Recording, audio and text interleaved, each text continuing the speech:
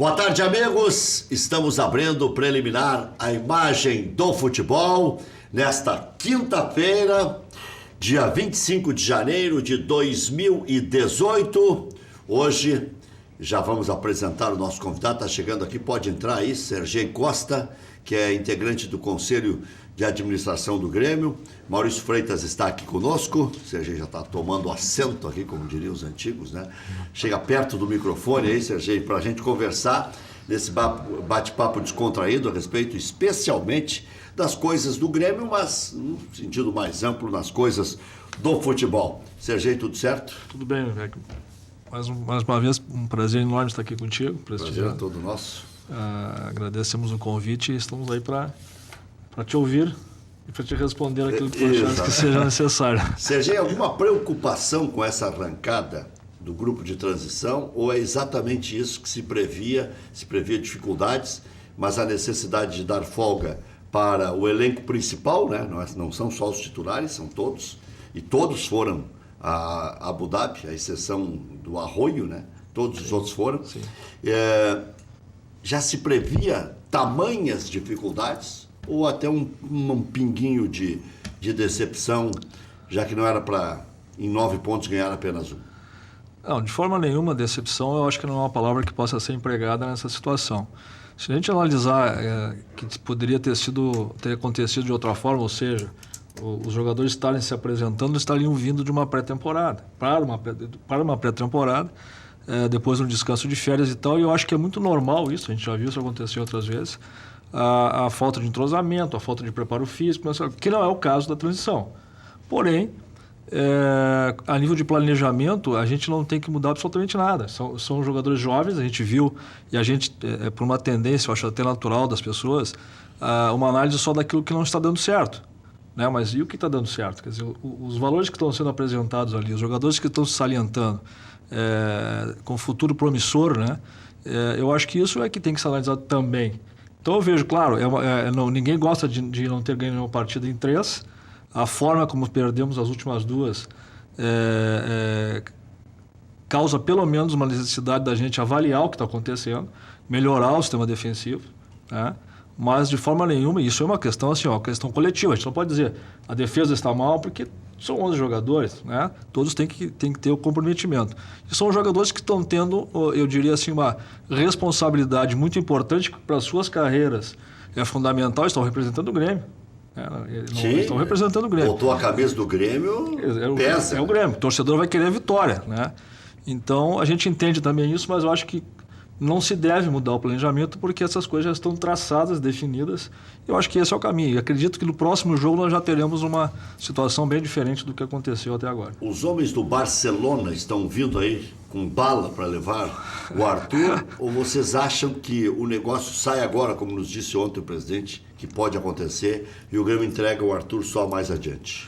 Olha, essa questão da negociação visando o Arthur ou qualquer outro jogador do Grêmio neste momento, até porque a janela se encerra agora, no final de janeiro, ela é analisada, ela é apreciada por todos os membros da equipe técnica do Grêmio e, evidentemente, que vindo uma proposta que esteja de acordo com aquilo que nós pretendemos e esperamos, é uma possibilidade. A gente pode negar um jogador com a qualidade do Arthur, que se revelou um craque de futebol.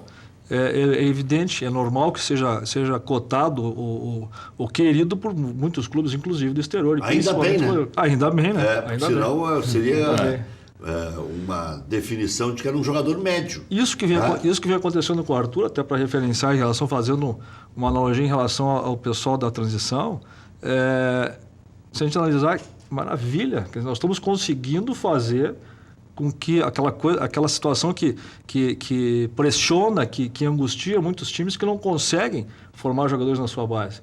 O Grêmio está tendo sucesso com isso, que bom.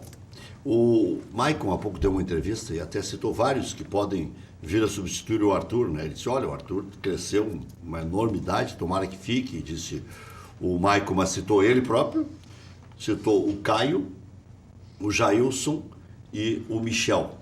E tem mais o Balbino que está surgindo aí, tem o Machado também que joga na meia cancha. Quantidade o Grêmio tem, o difícil é achar outro Arthur. Você vê nesses meninos aí alguém que possa ocupar essa faixa aí, o Jean-Pierre, o Jonathan, sei lá, o Patrick. Eu te diria assim, ó, uma questão de semelhança de jogar, eu diria que quem está mais próximo disso é o Matheus. O jeito de jogar, aquela tranquilidade de conduzir a bola, de não sentir a pressão do adversário, aquela proximidade que o adversário tem. Joga natural. E ele esconde a bola, gira, joga natural, joga, eu diria, limpo, né? Eu acho que o mais próximo, eu estou falando da questão plástica. Para mim, Arthur, mas todos os que tu citaste aí também têm grande potencial, sem dúvida nenhuma. O Matheus Felipe. Até porque são o Matheus alguns... joga um pouquinho mais na frente. Né? Mas eu digo uma semelhança, inclusive física quase, né? Com o Arthur. Mas em determinado momento, o próprio Arthur se dizia, não, ele só consegue jogar mais à frente, né? O próprio Renato usava isso como argumento e depois acabou recuando o Arthur e deu certo. Exato. O importante é ter bola no corpo. Isso aí a gente não consegue toda hora. Né? Até porque nesse conceito, né, Sérgio, o Jailson e o Michel, por exemplo, jogam um pouquinho mais atrás que o Arthur também. E os citados pelo Maico, todos jogam muito menos que o Arthur. Muito menos. O Matheus Felipe pode ser construído. Porque num elenco fechado como o do Grêmio, com um futebol organizado que o Grêmio tem, é mais fácil. E é uma peça só. Né? Vai precisar um centroavante, mas daí esse vai vir em específico. Porque essa de adiantar o Luan e teria que mudar 2 peças, aí ficaria mais difícil. Então o Grêmio vai contratar um centroavante. Já tem o Cícero também, né? A gente não fala do Cícero porque é veterano. A gente sempre procura um jovem porque rende dinheiro, né? Mas estou dizendo para quebrar o galho momentâneo, quebrar o galho não. Para resolver o problema momentâneo, tem o Maicon, tem o Cícero, e aí sim o Matheus Felipe vai entrando, como tem sido essa questão dos últimos anos do Grêmio, né? Essa questão do 9 de ofício, como a gente fala, o Grêmio já jogou bem sem um 9, né? Sim. Com flutuação de atacantes ali, fazendo um trabalho com resiliência. Já jogou o Luan. O próprio Luan, especialmente quando tinha o Douglas atrás. Até o Douglas aparecia como centroavante. Naquele ano que diziam que o Luan jogava, quantos gols o Douglas fez como centroavante? Chegando para fazer. É o que tu disseste, um time que está encaixado, que está uma peça que entra ali, ela se adapta facilmente e cumpre a função. Né? Quer dizer, então a necessidade de um centroavante, ela existe, evidentemente, mas eu até não me preocuparia tanto com isso, porque eu acho que tem soluções outras que não essa necessidade premente de vamos colocar quem é que vão botar. Vamos granalizar um pouquinho. A contratação que o Inter mais busca nos últimos anos é a organização tática. O Inter trocou 6 treinadores e faz 2 anos que o Internacional não joga nada. Mais de 2 anos. De 2015, saída do Aguirre até aqui, o que o Internacional jogou? 2 anos e meio. 2 anos e meio. O Internacional jogou algumas partidas, mesmo quando foi líder do campeonato, quando ganhou segundo lugar naquele retorno do campeonato de 2015 com o Argel. O Inter ganhou de 1-0, cambaleou, fez 6-0 num Vasco muito ruim. Né? Então, o Inter foi ali fazendo alguns jogos, 2015, pós-Diego Aguirre. Porque até o jogo contra o Tigres, o Internacional chamava a atenção do Brasil, com um bom sistema e tal. Os jovens aparecendo, como... Até o Alan Costa jogou naquele time. Para ver que um time organizado... O Jefferson não foi mal a partir do jogo contra o Tigres. Mas o Alan Costa era titular... O Valdívia era titular, o Dourado era titular, o Sacha... Jefferson nessa época que foi para a seleção. Né? Jefferson foi para a seleção, Alan Costa, já falei, né? Mas tinha os cascudos, tinha D'Alessandro, tinha Nilmar e tinha a organização que carregava os meninos e fazia crescer. Aquele jogo do Inter contra o Atlético Mineiro lá em Minas Gerais foi maravilhoso. Contra o Atlético aqui foi um embate duro, então o Atlético foi melhor que o Inter, mas o Inter jogou bola. Ser melhor, ser pior. O Botafogo foi melhor que o Grêmio aqui, mas o Grêmio foi lá e fez o gol. Futebol ainda vale isso, né? Numa jogada bem trabalhada, foi lá e matou. E o Internacional, a contratação que busca de lá para cá é a organização tática. Porque jogador Internacional contratou aquilo, a rodo, né? De estrangeiro, brasileiro, jovem, velho, destaque, não destaque. O Internacional contratou de tudo. E o Grêmio cresceu a partir dos jovens também, né? O Grêmio cresceu, eu acho que isso que está dizendo, ele conseguiu achar um modelo de jogar, né? E aí as as poucas peças que tiveram que ser trocadas, elas foram facilmente substituídas, exatamente por isso, que não adianta tu ter uma quantidade enorme de jogadores que não conseguem encaixar o time, não conseguem ter um time encaixado, que é o Grêmio tem feito com sucesso nos últimos anos, eu acredito. Sabe que tem uma coisa no Grêmio que é importante? O Grêmio manteve preparador físico, que é quem começa os trabalhos, inclusive táticos, né? Já trabalha com bola e conhece o métier, o Rogerinho, que está há muitos anos no Grêmio.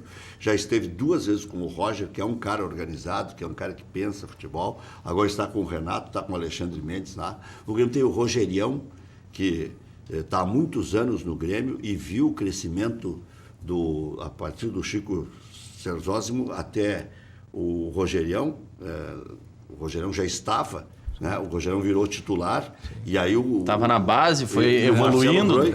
Passou pelo Serzósimo, passou pelo Rogerião e agora está com voo solo. Agora ele está ensinando junto com o Rogerião. Exatamente. Né? Então, essas coisas funcionam em qualquer instituição, né? Em qualquer instituição. Essa o Grêmio está manutenção, tirando proveito disso. Essa manutenção que você está se referindo, eu acho que isso é fundamental. Quer dizer, o Grêmio tem a sua base de profissionais das áreas específicas mantida. Trocou de treinador do Roger pro Renato mas a base continuou, quer dizer, aquele trabalho sistema de jogo e tal, quer dizer, o Renato melhorou a marcação, a pegada. Exato. E tal, que já carregou dos grandes treinadores que passaram por ele, né? O Roger ainda tem um pouco menos de estrada, mas vai chegar lá também. E outra coisa, eu me lembro muito e cito, sempre faço essa ilação com o rádio, né? O falecido Amir Domingues vivia dizendo para mim, quando eu estava começando a carreira, diz aqui, ó, a Rádio Guaíba, na época onde eu trabalhava, diz, forma em casa. Esse negócio de querer só buscar craque no mercado, não é assim. Vamos formar em casa. Eu fui em casa, eu fui forjado ali. E aprende com os veteranos. Aí tinha Flávio Caras Gomes, tinha Amir Domingues, que escola, tinha Mendes Ribeiro, Milton Jung, tinha não sei o quê, Hélio Fagundes, Érico Sauer, Antônio Augusto. E aí foi crescendo, vai crescendo. Que é o que o Grêmio está fazendo. O Grêmio tem Michael, o Grêmio tem Douglas, o Marcelo Groi já é veterano, Marcelo Oliveira é veterano, Bruno Cortes é veterano, Jeromel é veterano, Kahneman é veterano. Né? E vai dando jeito, né? E nessa linha de sequência, né, Sérgio? Acho que mais importante... O próprio importante... Michel comeu o pão que o diabo amassou, né? Jogou na Série B no interior de Santa Catarina, jogou aqui no Lami. Né?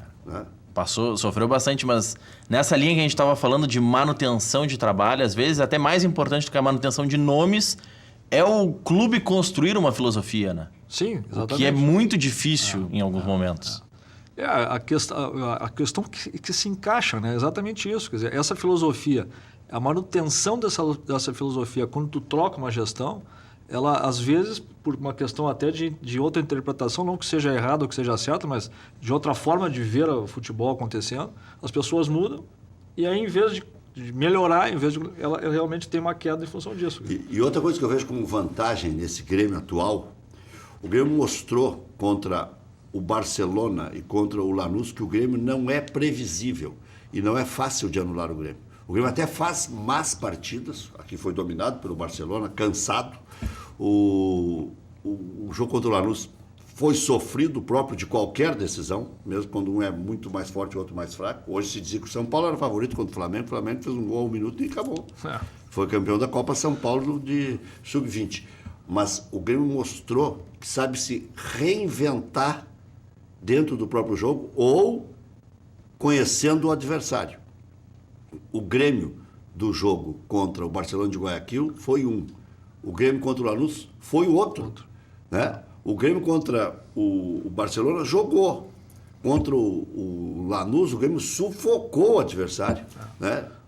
Então, e todos esses recursos, né, que o treinador lança a mão quando é necessidade, é o grande potencial e diferencial que tem um clube como o Grêmio hoje. Quer dizer, essa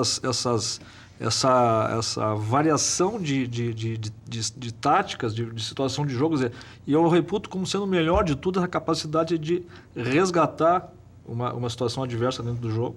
Quer dizer, a equipe não cai, ela não tem aquele impacto. O Grêmio pode fazer gol sempre. Pode fazer gol sempre. Isso aqui é bom. Outra coisa, já dá para dizer que o Grêmio é levemente favorito contra o Independiente, até por decidir em casa. Contra o Lanús, o Grêmio teve que decidir fora. começou a jogar em casa e aquilo parece que fez mal pro Grêmio. Sabia que ia ter que fazer diferença, que ia ter que construir pelo menos 1-0, e aí conseguiu fazer um gol só a 37 do segundo tempo.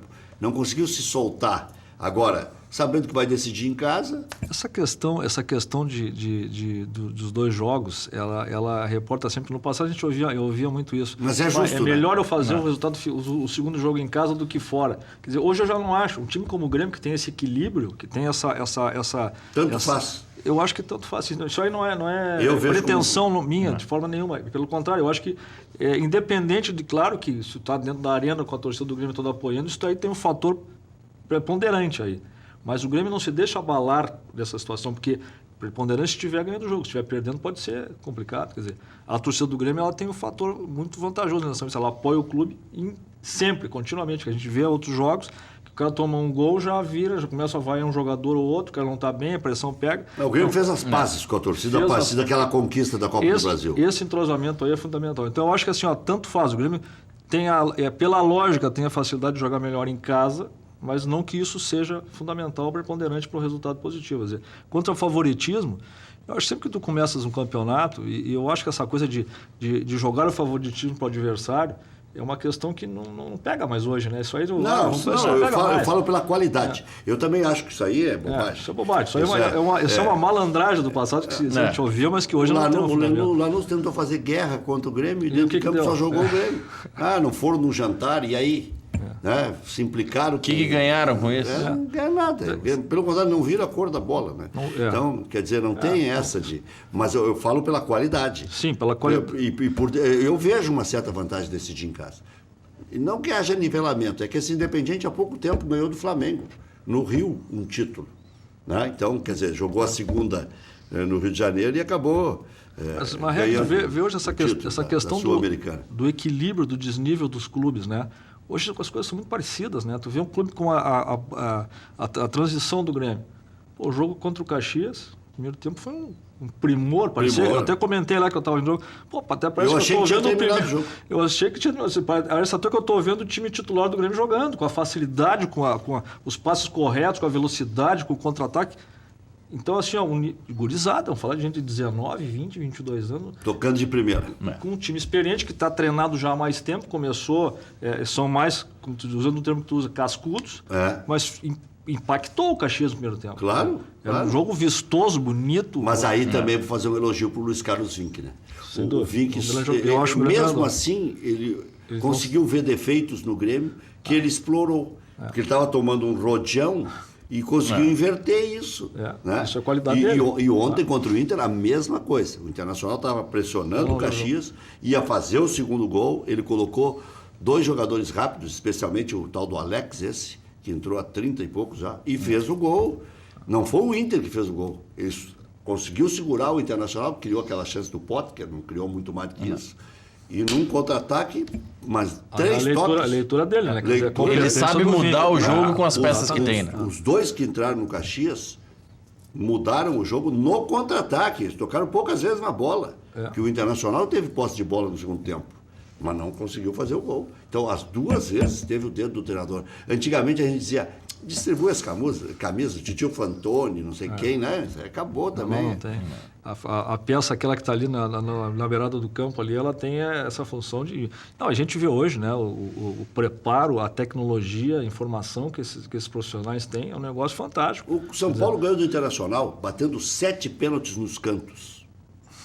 Porque o goleiro era muito grande. Sim. Você vai querer tira da goleira inteira. Você vai querer bater num dos cantos mais alto, pode bater no poste. Claro. Então, todos no canto baixo. E com dificuldade, com o goleiro grandão, né? Exatamente. Ia se chocar com a trave. Sem dúvida. Não, o que esses caras devem ter treinado? Pô, o São Paulo errou um pênalti só em 8. 7-6 do Inter, né? Ou foi 6-5? Foi 6-5, acho. Acho que foi 6 parece que foi 6-5, foram 7 cobranças. O São Paulo errou uma só e o Internacional errou 2. Foi 6-5. De 7 acertaram 6 no cantinho. Imagina, isso aí tem... E o goleiro fez uma defesa quando o cara bateu mais pro meio do gol. Ele se jogou para um dos cantos, o goleiro Carlos Miguel do Internacional, e deixou a perna, como é grandalhão, conseguiu pegar. Mas quando eles mudaram a estratégia, ele pegou o pênalti. Ele sabia que tinha essa condição. Isso aí Ele se jogou no canto. Bom, eles vão passar o tempo todo batendo no canto. Foi pro canto. Foi o 5º pênalti do São Paulo que ele pegou, né, na cobrança. Imagina. Foi e pegou porque bateu na perna que ficou aqui. Aquela que o Marcelo Groi fez contra a LDU. Mas a perna fica, né? Deixa a perna para fazer a defesa. Joga. É a mesma coisa que a defesa do Groi contra o... Foi aqui na Arena, né? Que ele, Sim. A pessoa foi um reflexo, não foi reflexo nenhuma. Claro que ele escolheu a altura onde ele botar, mas tanto é que ele firma Não, a esse mão. foi contra o Barcelona. Foi contra o Barcelona lá. Isso. Não, a daqui foi mais difícil. Foi no A chão. daqui com o Lanús. Pois é, mas aqui eu estou me referindo àquela. Eu achei fantástico, porque é um reflexo do Marcelo. Não foi reflexo. Uma defesa extraordinária. Ele fez uma defesa, visivelmente ele posiciona o braço, claro, podia ter passado por cima ou por baixo, mas... Essa que entrou Ele pra fez a história. técnica certa. Exatamente. Essa entrou para a história porque todos nós, jornalistas, falamos mais dessa defesa. Inclusive, virou Mas a mais quadro. difícil eu concordo contigo. Foi aquela no cantinho. Aquela no chão ali não tinha foi como pegar. O cara deu a queima-roupa no chão. o cara foi lá e pá. Aquela foi Golden Banks. Essa defesa foi a que rodou o mundo aí. Um marco. Porque foi uma defesa extraordinária. O cara não acredita. Como é que eu não fiz esse gol? Sabe por que não salientaram a segunda? Porque ele se repetiu. A outra já estava famosa. Aí vão dizer, vou mostrar todo dia esse goleiro, né? Vamos exaltar todo dia. Ele já tinha recebido homenagem, já tinha recebido quadro, já tinha recebido destaque Uma defesa em todos os fantástica, lugares do mundo. É. Né? Então, ele fez 2 defesas históricas, porque as 2 garantiram ao Grêmio estabilidade. Uma dentro do jogo, que foi contra o Barcelona de Guayaquil, e a outra garantiu praticamente o título. Se o Grêmio sai perdendo para o Lanús aqui, ia ser um inferno. Né? Então, o Marcelo Groi foi, junto com o Jeromel, junto com o Arthur, Luan, o Grêmio teve 4 craques, o Kahneman que jogou o Cortez, né, também, puxa, tinha que dar título. Né? Quando tem muita gente boa junto, dá só título. aí os sintomas são disso, né? A gente começa a ver essas situações, é isso que eu digo, o Grêmio a gente tem que ganhar e convencer, quer dizer, essa coisa de ganhar porque outro time vacilou, agora o Grêmio convenceu em todos os jogos. Né? O Milton Machado está lembrando, o cara que errou o pênalti contra o Internacional no São Paulo, Eliezer, ele errou no primeiro, no jogo do Lamaçal. Sim. Ele errou no dia anterior. E aí no outro dia, que teve meio jogo e cobrança de tiro, ele errou de novo. Cometeu mesmo. O goleiro pegou 2 vezes dele. Quer dizer... E era ali, se o São Paulo fizesse, ia ser 100% de aproveitamento. Claro. Né? Ia ser até uma demasia. Mas ele fez um aproveitamento incrível, o São Paulo, né? O Inter até foi bem também. O Inter de 5 acertou 4, depois nas alternadas perdeu. Bom, só para reprisar, o São Paulo perdeu hoje para o Flamengo por 1-0. O Flamengo também é tetra da Copa São Paulo de Futebol Sub-20. O Internacional tem 4 títulos também, mas o Internacional tem 4, o Flamengo tem 4 e o São Paulo ficou com 3. O Inter pagará 150 mil euros ao Panathinaikos para obter a liberação do Rodrigo Moledo, ainda esse mês, de acordo com a rádio Sport FM da Grécia. O Internacional tem uma pressa em trazer o Moledo. Pô, julho é logo ali, não ia custar nada para o Internacional, mas também vai custar pouco mais de 500 mil reais. Para clube grande é um mês de salário de um grande jogador. Não é nada de fazer um alarde por causa disso. É convicção do Inter, o Moledo. Vamos ver se ele jogar bola. Se ele for aquele Moledo do começo, serve.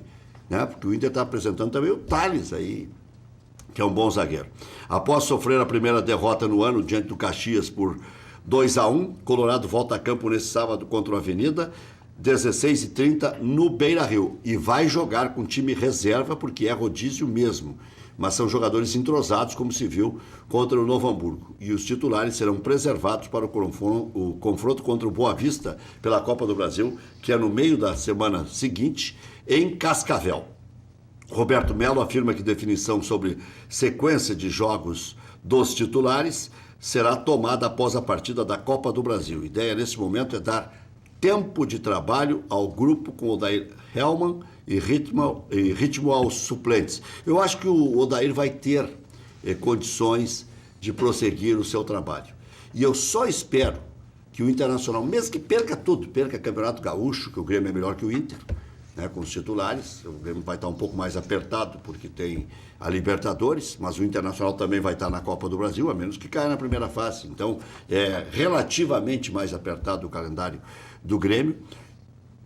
eu espero que, se o Inter cair na Copa do Brasil, seja contra quem for, e cair no Campeonato Gaúcho, que o Inter siga com o Odair. Não tem fábrica de técnicos. E nós estamos vendo aí que não tem muita diferença.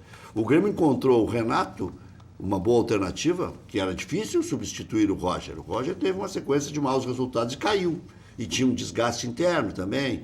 O Roger não é de aceitar qualquer conselho. E deu um desgaste, que acontece. Né? O Grêmio encontrou e ficou com o Renato. Pagou caro agora, mas ficou. Então o Internacional tem a convicção no Odair. No Grêmio, equipe principal jogará 2 partidas pelo Gauchão antes da Recopa, contra o Cruzeiro no dia 3 de fevereiro e contra o Brasil de Pelotas no dia 7 de fevereiro. Ambos os jogos serão na Arena. Então, se o Grêmio perder para o São José, digamos que perca, pode perder, gramado sintético, a equipe não está tão bem assim, a defesa vem falhando. O Grêmio ganhando essas 2 aqui, com os titulares, contra Cruzeiro e Brasil de Pelotas, o Grêmio vai a 7 pontos e vai pelo menos ficar ali em 7º, 8º. Então, já com 2 vitórias na sequência, e aí faltarão ainda 5 jogos depois dessas 2 partidas, o Grêmio vai ver o que vai construir na sequência. E dessas outras 5, além desses 2 que vai jogar com os titulares, Cruzeiro e Brasil, um é Grenal, e é só na última rodada. O Grêmio vai poder até optar se vai jogar com titulares, com reservas. O ruim para os 2, para Grêmio e para Internacional, é se cruzarem agora na próxima. Então o Grêmio não pode ser 4º, não pode ser 5º e não pode ser 8º. Desde que o Internacional seja primeiro. Só que o Inter também está batendo biela aí, né? Porque o Brasil de Pelotas e o Caxias já tem 3 pontos a mais que o Internacional. Se continuarem com uma campanha boa, e o Caxias, por exemplo, o Inter não tem mais confronto direto. O Caxias não enfrenta mais a dupla Grenal. E nem o campeão gaúcho atual, porque o Novo Hamburgo uma hora vai reagir. O elenco do Novo Hamburgo não é ruim. O problema do Novo Hamburgo é que não tem meia cancha, né? Tem uma meia cancha envelhecida e que os jogadores não guardam muito posição. O Internacional, mesmo com a chuva, flutuou por ali, né? A equipe de transição do Grêmio enfrenta o São José domingo no Paço da Areia, em busca da primeira vitória na competição. Representantes do Barcelona chegam sábado em Porto Alegre para apresentarem proposta pelo meia Arthur. Quer dizer, eles vão e voltam, uma hora vem proposta. Luan afirma que não vê problemas em atuar como atacante. O jogador diz que não quer se precipitar, falando em saída do tricolor, pois espera negócio bom para ele e para o clube. Esses jogadores do Grêmio amadureceram, né? De tanto conversar, de tanto debater, de tanto ouvir coisas. Os jogadores foram se fundamentando, né? Tanto na fala quanto no jogo. Pedro Rocha, né? Que tinha uma família extraordinária. O Luan, que recebeu os bons conselhos do Renato. O Arthur, que tem uma família extraordinária. Então esses jogadores foram se construindo, foram criando lastro dentro do Grêmio. E aí a gente vê esse tipo de declaração que não surpreende mais. Paulo Pelaipe é o novo diretor de futebol do Vasco da Gama e surpreende porque o Newton Drummond vai integrar o departamento, ele que também é gerente remunerado, mas fica abaixo do Pelaipe. O Vasco está incrementando, está colocando 2 remunerados no futebol.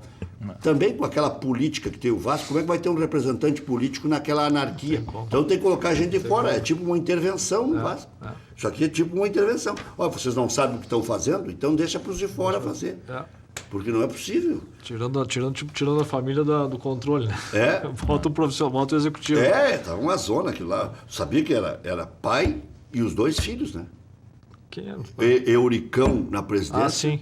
O filho mais velho no futebol principal e o outro filho na categoria de base. Ou seja, um clube de família. Era um clube de família. Uma gestão familiar. E o Vasco sempre foi maior do que isso, né?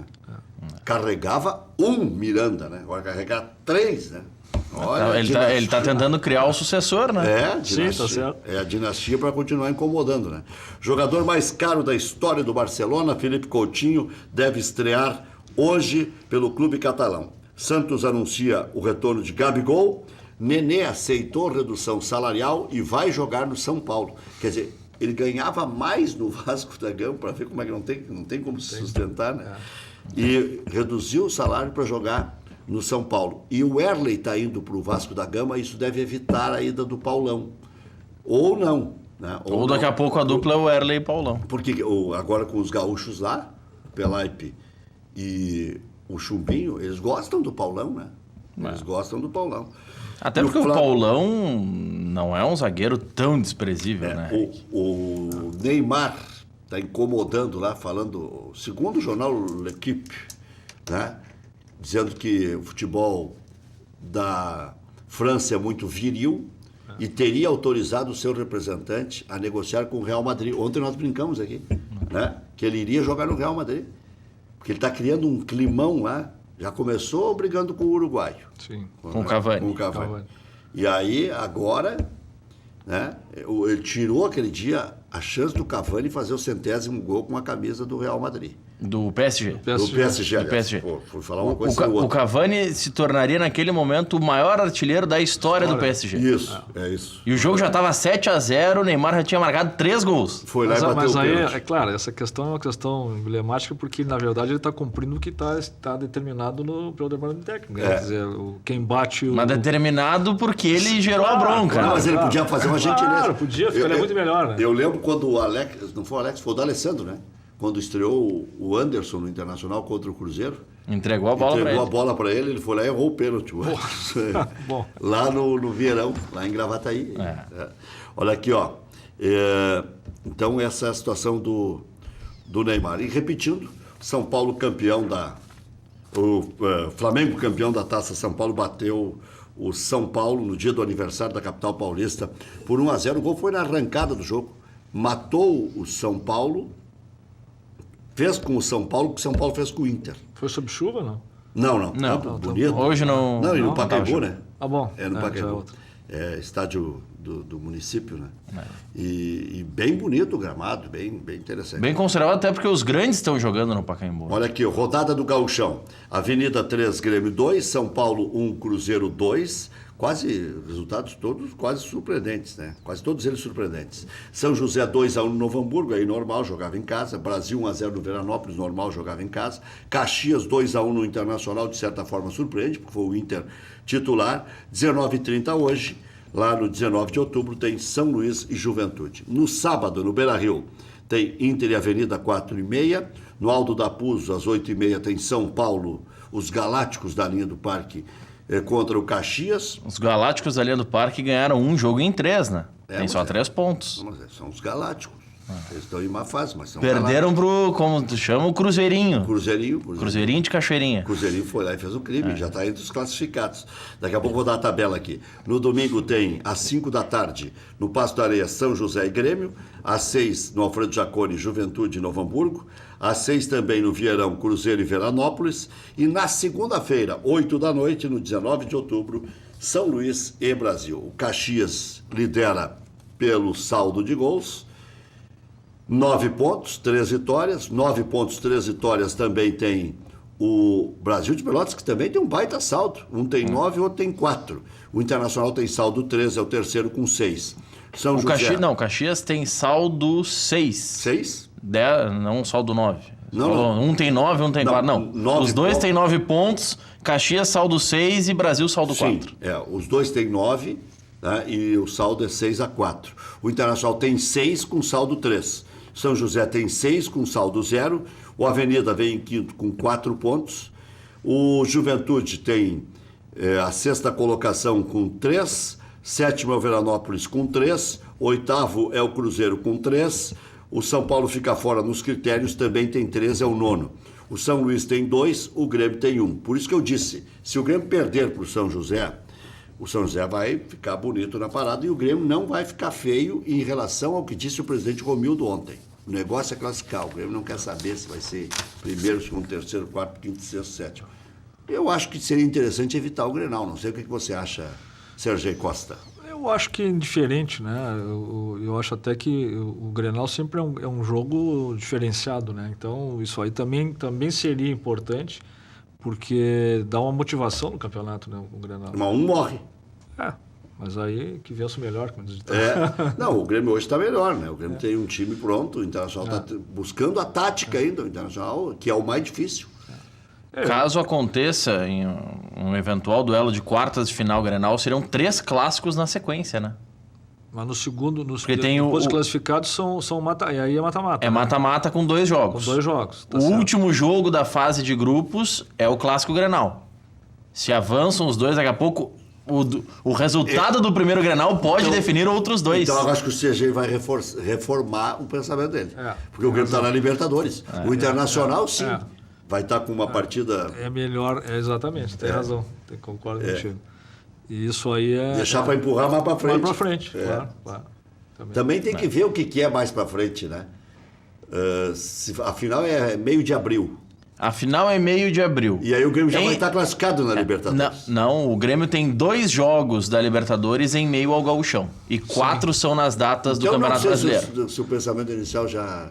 Acho que a encrenca... Pois essa questão assim, mas eu concordo com o presidente Romildo quando ele diz o importante Seja o que Deus é quiser. Classificar, independente do adversário que vem, acho que tem... Não, classificar o Grêmio vai, né? Vamos combinar, né? Claro, sem dúvida. O Grêmio precisa de 3 vitórias e eu digo, essa e um pressão de, empate. tem que ganhar, quer dizer, eu acho que isso aí é fundamental. O Grêmio tem todas as plenas condições de se classificar e vai fazer isso, sem dúvida nenhuma. Eu vou te dar o cálculo aqui, ligeirinho, eu gosto de cálculo, não adianta. O Grêmio precisa de 3 vitórias e 2 empates. 9 com dá 10. E mais 3 vitórias e 2 empates dá 11. Mais um Dá que tem 11. 12, Tá. para ser oitavo. Pontuar em 5 jogos. Tá. O Grêmio ainda tem mais 8 jogos. Né? O Grêmio poderia perder 3 ainda. O Grêmio poderia perder 3 Está dizendo isso para classificar? para classificar. Para classificar. E o oitavo. Mas não faltam 8 jogos para chegar à classificação? O Grêmio pode perder 3, Tá, ganhar 3, em 3 jogos ele ganha e empatar 3. 2. Tá, você tem razão. Porque o Tá Grêmio certo. pode vir a ter que poupar titulares em função da Libertadores, pode jogar esse time de transição de novo. Não tem razão. Então, se o Grêmio ganhar 3, empatar 2, o Grêmio pode perder mais 3. Claro, se perder para o São José, pode perder só mais 2. Mas Sim, pode perder 2 e empatar 2. Não, tem um... Meu Deus! Tem ainda... O campeonato permite isso. Não, eu acho que isso aí, essa é a análise feita lá, quer dizer, então vamos com calma aí, porque a possibilidade é real. O Sergei Costa, integrante do Conselho de Administração do Grêmio, que ajuda a decidir coisas importantes, vai responder depois do intervalo comercial qual é o centroavante dos sonhos dele. Já voltamos.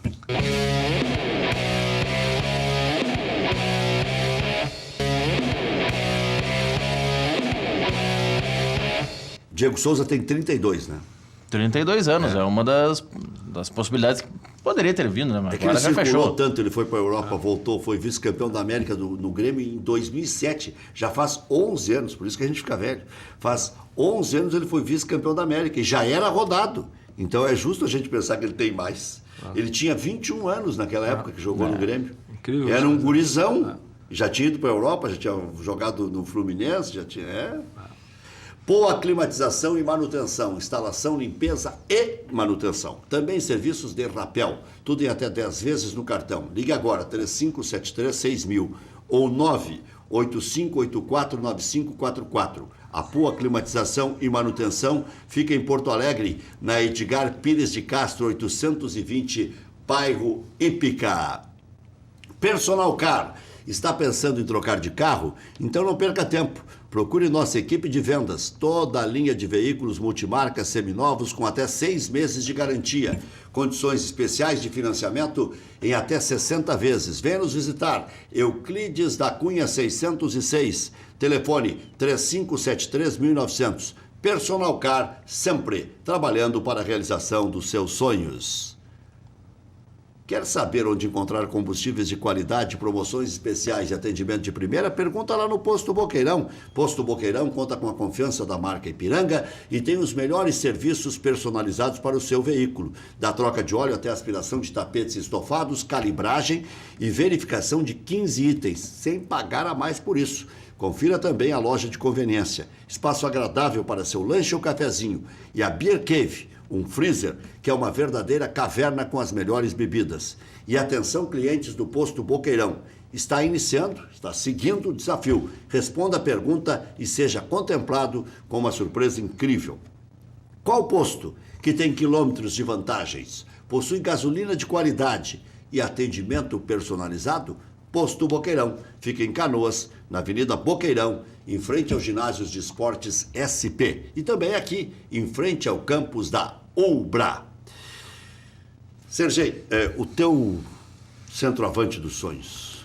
Olha, é que eu te diria assim, eu penso o Grêmio coletivamente. Então, assim, dizer qual seria o meu centroavante, isso aí me reporta meu tempo de garoto, que esse centroavante seria o Alcindo, Marta de Freitas. Ah, pois é. Mas quem é o Alcindo de hoje? Pois é, essa questão, isso eu deixo hoje para o departamento profissional de futebol. Ontem eu brinquei do Grêmio, com o presidente. que tem amplas condições de analisar e ver quem no mercado, porque não pode eu querer alguém que não esteja na condição de vir para o Grêmio, né, dentro das condições que o Grêmio tem. E eu acho que o nosso pessoal lá, com certeza, está viabilizando isso e vendo aquele que se encaixa dentro das condições necessárias para o Grêmio. Hoje um ouvinte lá da Rádio Grenal me mandou uma mensagem dizendo o seguinte: o Bland esse que o Grêmio poderia contratar, e é caro, 7 milhões de dólares. 7 milhões de euros? De euros? Euros? De euros, de Pior euros. ainda, né? Pior, né? Dá Pouquinho 30, pior. 30 milhões. Fez menos gols na carreira que o Jael. Já voltamos.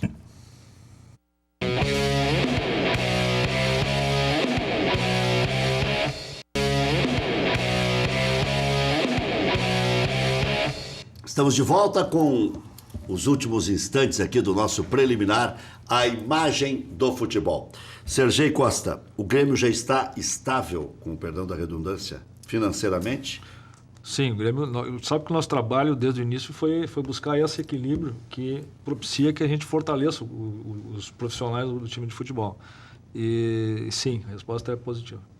O que o Grêmio está querendo atingir é um grau ainda maior de independência, né? Está estável, mas é aquela questão assim, comprar um grande jogador, o valor para isso é que nós temos Pode que usar. parecer desperdício ainda. É.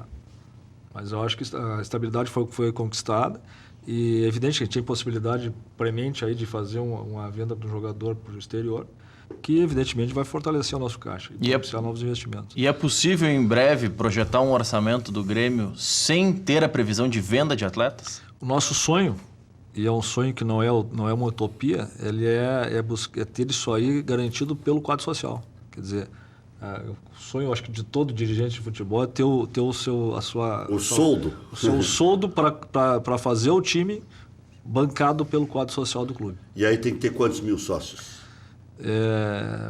Eu acho que hoje teria que passar um pouco dos 100 mil sócios, nós estamos perto disso, estamos com 92 quebrados. O que dá de dinheiro por mês isso? Isso é um segredo de Estado. Então, 6, 7 milhões? Exato, próximo disso. O Grêmio tem numa análise lá, o Grêmio tem eu acho que hoje um dos maiores tickets médios do mercado. Se não o maior. Acho que talvez só não seja o maior, porque o Palmeiras também tem, tem valores elevados. Ele falou em ticket médio. O Palmeiras tem ingresso a 10 pila, tem sócio a 10 pila. Não, mas também tem algumas tarifas caras. É que o Grêmio também adotou essa prática de, em alguns lugares, o ingresso é... Sim, mas aí tu vê como o sócio do Grêmio é um cara impertigado, né? Ele quer resultado, quer dizer, nós estamos entregando o que a gente prometeu, né? Estamos entregando títulos, um por ano nos últimos 2 anos. E isso é que faz o quadro social crescer, inflar e possibilitar um ticket elevado. Aumentou a parceria. Sem dúvida. Valeu, obrigado, Sergei. Apareça outras vezes. Muito obrigado.